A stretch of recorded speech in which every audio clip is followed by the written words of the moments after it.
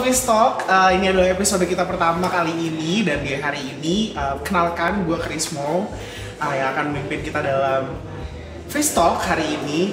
Dan gue ngerasa nih ya, hari ini adalah hari yang spesial banget ketika teman-teman tune in hari ini, karena gue gak sendirian.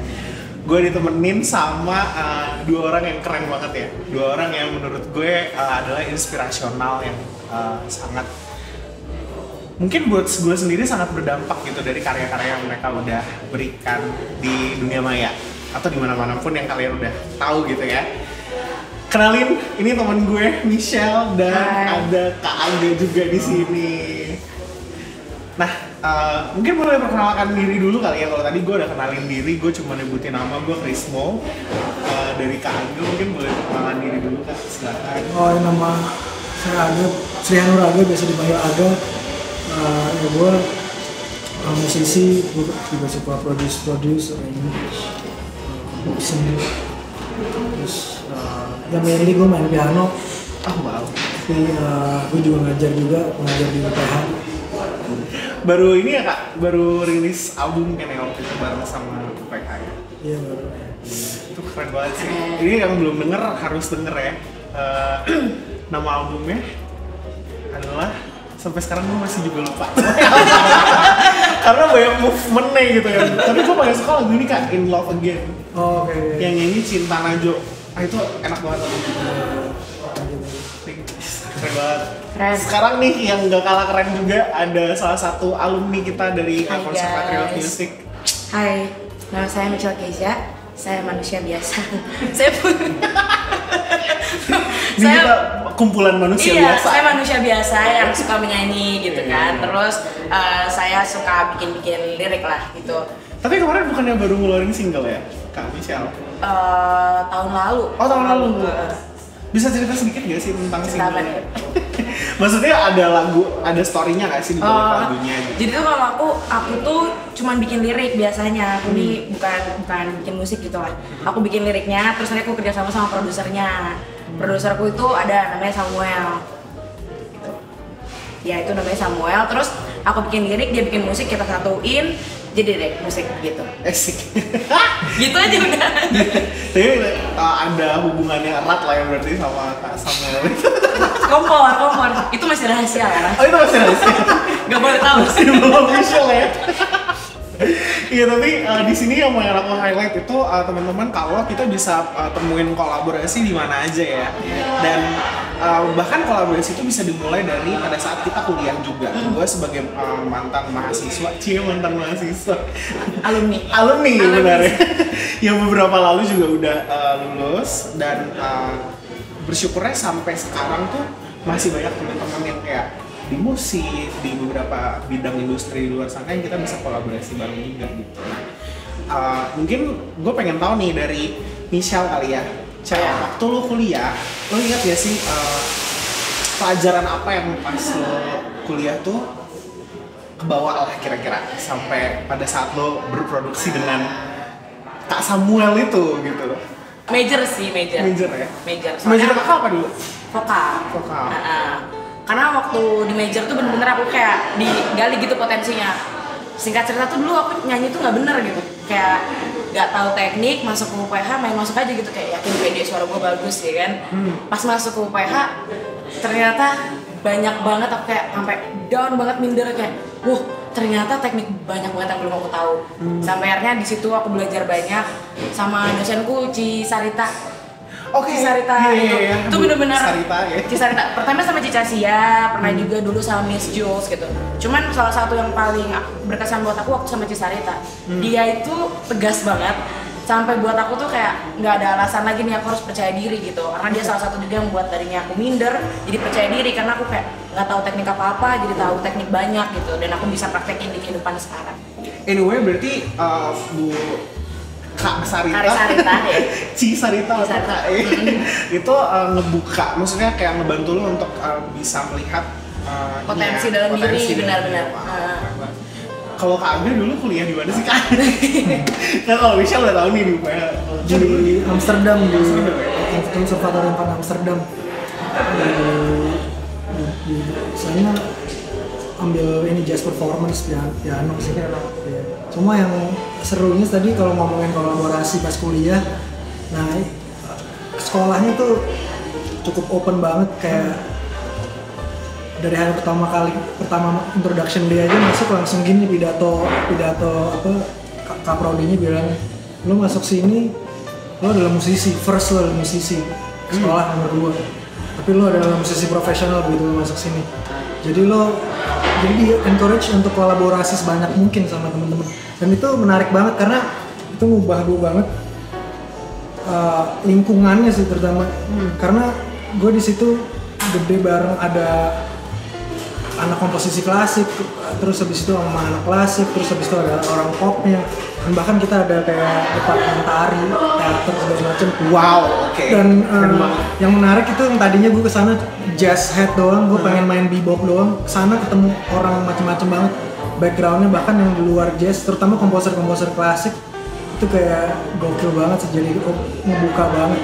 Kayak dari minggu pertama udah hilang tuh cita-cita gue karena gue kayak langsung overwhelmed banget, gila kayak luas banget dunia. Jadi nggak cuma sekedar main piano doang, tapi ada kolaborasi dalam dunia jazz itu ya. Iya.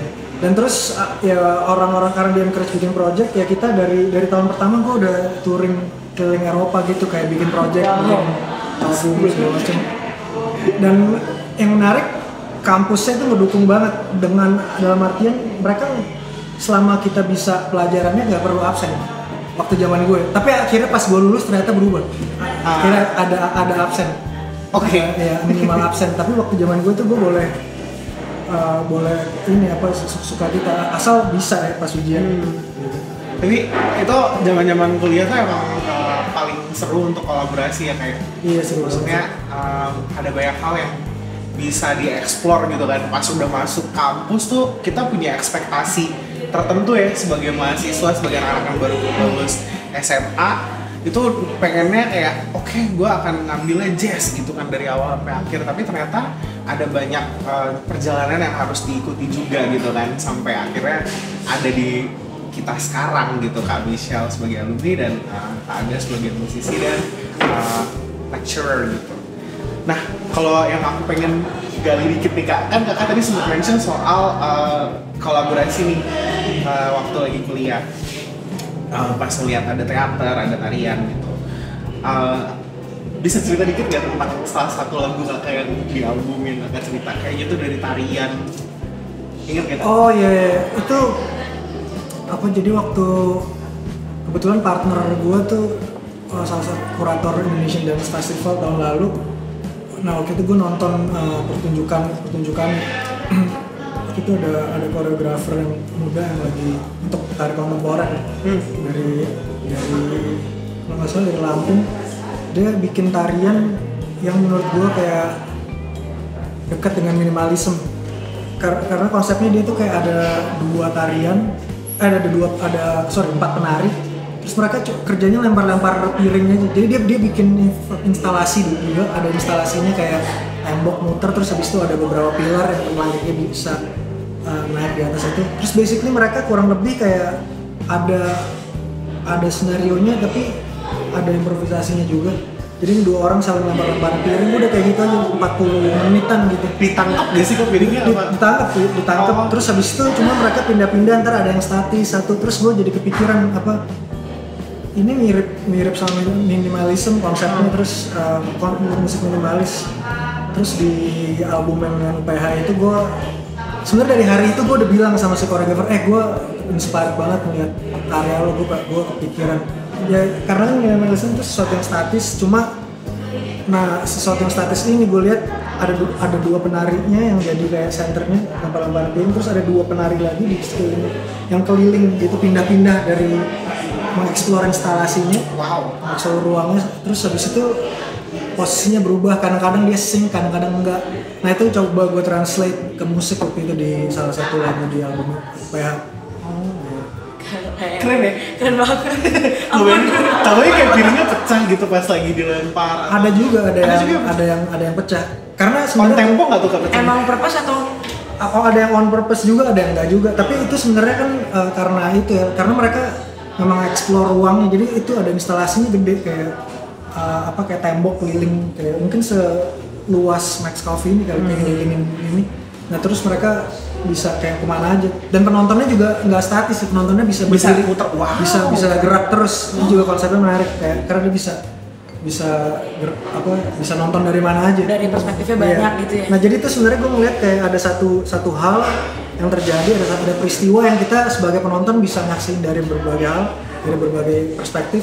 Tapi ini juga si yang statis tadi dikelilingin ada 2 orang penari lain yang juga bikin, ketika dia ada di sini kan kita jadi perasaan kayak rasanya beda kan, sensasi yang dialami terus ketika dia di sini, terus kadang-kadang melemparnya dengan ritme yang sama, kadang-kadang enggak, kayak gitu. Jadi eksplorasi itunya tuh kayak sync, not sync, terus nggak sync gitu. Jadi kayak, dan perspektif macam-macam itu yang gue coba terjemahin di situ di karya gue. Ini kalau mau dengar karyanya Kak Aga bisa langsung cek di Spotify dan platform yang teman-teman tahu ya. Tapi itu yang bikin gue kayak merasa kayak keren, nice banget dengar cerita ini. Gue yakin lo juga ngerasain. Benar. Iya kan? Iya banget. Itu tuh kayak gimana ya? Kayak ngerasa gimana sih kayak pas lagi ngeliat sebuah pertunjukan, terus kita bisa langsung kayak terinspirasi untuk bikin musik. Iya benar. Pernah gak sih ada hal yang bikin lo terinspirasi untuk nulis lirik gitu tuh? Gue itu aku tuh aneh sebenarnya. Jadi kalau aku nulis lirik tuh biasanya moody banget. Jadi kayak misalnya tiba-tiba nih lagi duduk kayak di depan, misalnya di sini di depan malam-malam, terus anginnya kayak kenceng gitu kan. Biasa anak senja.